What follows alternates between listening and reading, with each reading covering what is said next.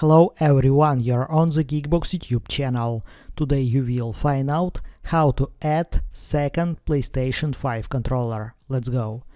If the second controller has already been connected before, just press the PlayStation button.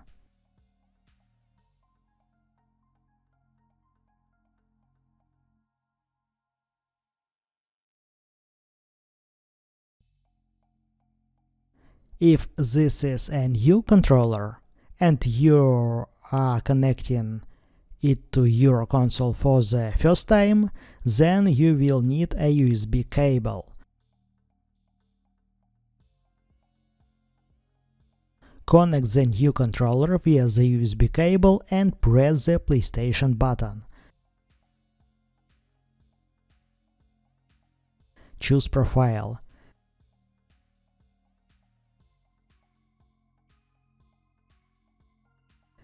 That's it. Now you just need to press the PlayStation button to turn on the controller. That's it. Now you know how to add second PlayStation 5 controller. Thanks for watching, don't forget to like and subscribe to the channel. Good luck and see you soon.